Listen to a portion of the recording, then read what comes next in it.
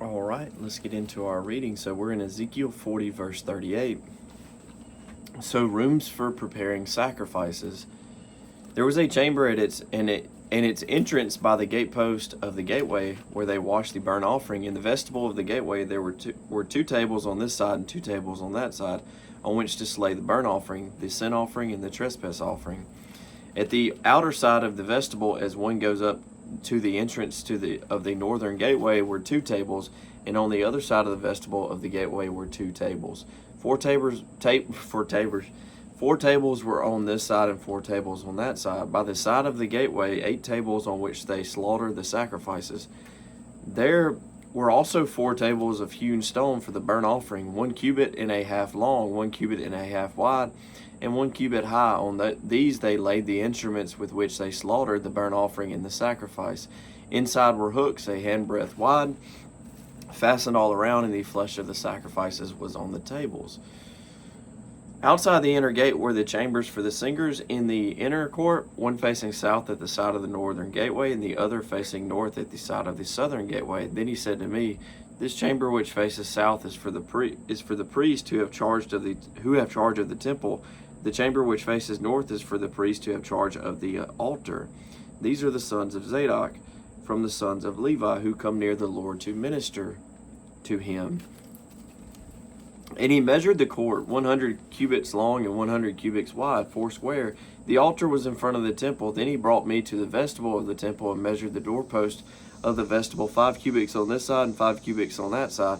And the width of the gateways was 3 cubits on this side and 3 cubits on that side. The length of the vestibule was 20 cubits, and the width 11 cubits. And by the steps which led up to it, there were pillars by the doorpost, one on this side and another on that side. Ezekiel 41, verse 1. And yes, this is just going through the details and dimensions of the temple still. So then he brought me into the sanctuary and measured the doorpost, 6 cubits wide on one side and 6 cubits wide on the other side, the width of the tabernacle. The width of the entryway was 10 cubits, and the side walls of the entrance were 5 cubits on this side and 5 cubits on the other side. And he measured its length 40 cubits and its width 20 cubits. Also he went inside and measured the doorpost, 2 cubits, and the entrance 6 cubits high, and the width of the entrance 7 cubits. He measured the length 20 cubits and the width 20 cubits beyond the sanctuary. And he said to me, "This is the most holy place." Next he measured the wall of the temple, 6 cubits. The width of each side chamber all around the temple was 4 cubits on every side. The side chambers were in 3 stories, one above the other, 30 chambers in each story. They rested on ledges which were for the side chambers all around, that they might be supported but not fastened to the wall of the temple. As one went up from story to story, the side chambers became wider all around, because their supporting ledges in the wall of the temple ascended like steps. Therefore the width of the structure increased as one went up from the lowest story to the highest by way of the middle one. I also saw an elevation all around the temple. It was the foundation of the side chambers, a full rod that is 6 cubits high. The thickness of the outer wall of the outside chamber was 5 cubits, and so also the remaining terrace by the place of the side chambers of the temple. And between it and the wall chambers was a width of 20 cubits all around the temple on every side. The doors of the side chambers opened on the terrace, one toward the north and another toward the south, and the width of the terrace was 5 cubits all around. The building that faced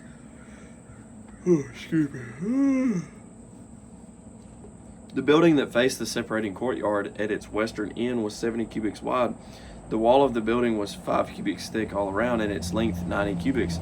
So he measured the temple 100 cubits long, and the separating courtyard with the building and its walls was 100 cubits long. Also the width of the eastern face of the temple, including this separating courtyard, was 100 cubits.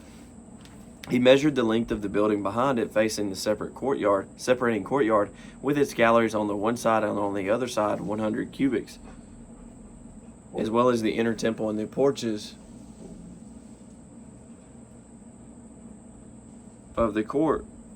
And the porches of the court, their doorpost and the bevel window frames and the galwood and the galleries all around their 3 stories opposite the threshold were paneled with the space above the panel with wood from the ground to the windows.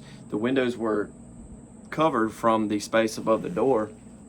Sorry, I keep missing my spot, even to the inner room as well as outside, and on every wall all around, inside and outside by measure. And it was made with cherubim and palm trees, a palm tree between cherub and cherub. Each cherub had 2 faces, so that the face of a man was toward a palm tree on one side, and the face of a young lion toward a palm tree on the other side.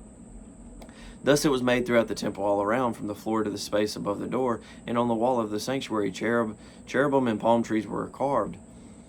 The doorposts of the temple were square, as was the front of the sanctuary. Their appearance was similar. The altar was of wood, 3 cubits high, and its length 2 cubits, its corners, its lengths, and its sides were of wood. And he said to me, This is the table that is before the Lord. The temple and the sanctuary had 2 doors. The doors had 2 panels apiece, 2 folding panels, 2 panels for one door and 2 panels for the other door. Cherubim and palm trees were carved on the doors of the temple, just as they were carved on the walls. A wooden canopy was on the front of the vestibule outside. There were beveled window frames and palm trees on one side, and on the other on the sides of the vestibule, also on the side chambers of the temple and on the canopies. Excuse me, sorry. Dang, heartburn. Okay, alright, we're good. I got a little confused on where we were. So Ezekiel 42 verse 1, Then he brought me out into the outer court by the way toward the north, and he brought me into the inner chamber, which was opposite the separating courtyard, and which was opposite the building toward the north, facing the length, which was 100 cubits, the width was 50 cubits, was the north door.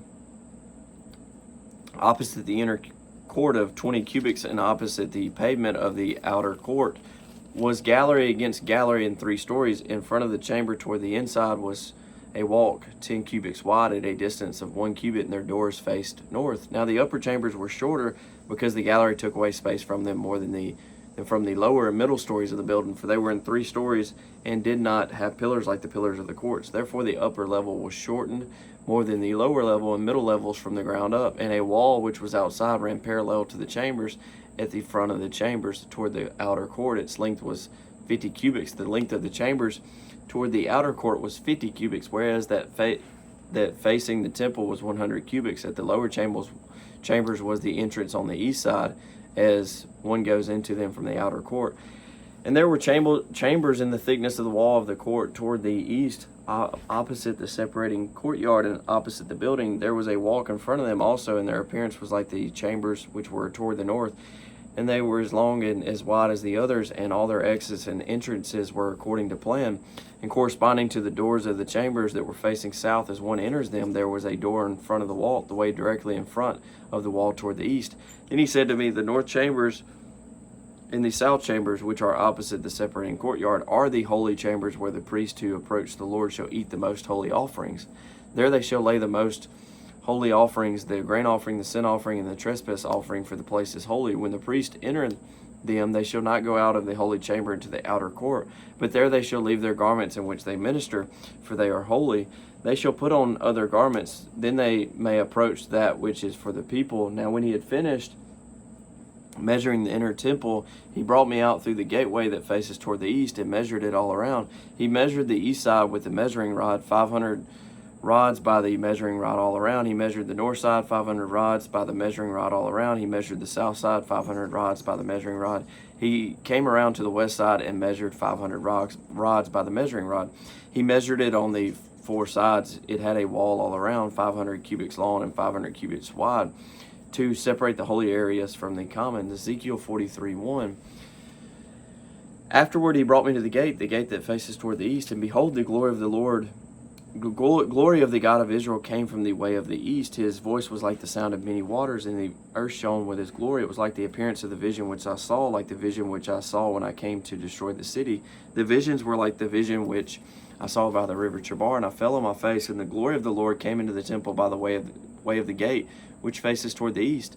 The Spirit lifted me up and brought me into the inner court, and behold, the glory of the Lord filled the temple. Then I heard him speaking to me from the temple, while a man stood beside me, and he said to me, Son of man, this is the place of my throne, and the places of the soles of my feet, where I will dwell in the midst of the children of Israel forever. No more shall the house of Israel defile my holy name, they nor their kings by their harlotry, or with the carcasses of their kings on their high places.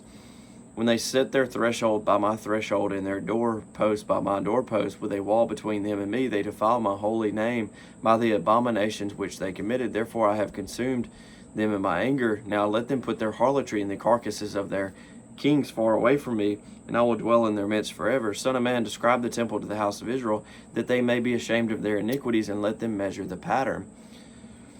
And if they are ashamed of all that they have done, make known to them the design of the temple and its arrangements, its exits and its entrances, its entire design and all its ordinances, all its forms and all its laws. Write it down in their sight, so that they may keep its whole design and all its ordinances and perform them. This is the law of the temple. The whole area surrounding the mountaintop is most holy.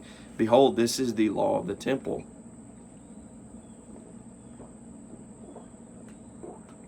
All right, let's keep going. All right, so now the altar. These are the measurements of the altar in cubits. The cubit is 1 cubit and a handbreadth. The base 1 cubit high and 1 cubit wide, with a rim all around its edge of 1 span. This is the height of the altar from the base on the ground to the lower ledge, 2 cubits. The width of the ledge, 1 cubit from the smaller ledge to the larger ledge, 4 cubits, and the width of the ledge, 1 cubit. The altar hearth is 4 cubits high, with 4 horns extending upward from the hearth. The altar hearth is 12 cubits long, 12 wide, square at its 4 corners. The ledge 14 cubits long and 14 wide on its 4 sides, with a rim of half a cubit all around it. Its base 1 cubit all around, and its steps face toward the east. And he said to me, Son of man, thus says the Lord God, these are the ordinances for the altar on the day when it is made, for sacrificing burnt offerings on it, and for sprinkling blood on it. You shall give a young bull for a sin offering to the priests, the Levites, who are of the seed of Zadok, who approach me to minister to me, says the Lord God. You shall take some of its blood and put it on the 4 horns of the altar, on the 4 corners of the ledge, and on the rim all around it. Thus you shall cleanse it and make atonement for it. Then you shall also take the bull of the sin offering and burn it in the appointed place of the temple outside the sanctuary. On the 2nd day you shall offer a kid of the goats without blemish for a sin offering. And they shall cleanse the altar as they cleansed it with the bull. When you have finished cleansing it, you shall offer a young bull without blemish and a ram from the flock without blemish. When you offer them before the Lord, the priest shall throw salt on them, and they will offer them up as a burnt offering to the Lord. Every day for 7 days you shall prepare a goat for a sin offering. They shall also prepare a young bull and a ram from the flock, both without blemish. 7 days they shall make atonement for the altar and purify it, and so consecrate it. When these days are over, it shall be on the 8th day and thereafter that the priest shall offer your burnt offerings and your peace offerings on the altar, and I will accept you, says the Lord God. All right. And then that stops us at Ezekiel 44:1. So we're going to have the prince, Levites, and priest. Division of the land in chapter 45, rules for the princes, special offerings and celebrations, the temple kitchens. And then Ezekiel 47 will be the river of healing, boundaries for the land, division of the land, but that will be the next day. But yeah, thank y'all. God bless. Hope y'all have a great rest of your day and week, and I will see y'all in tomorrow's reading.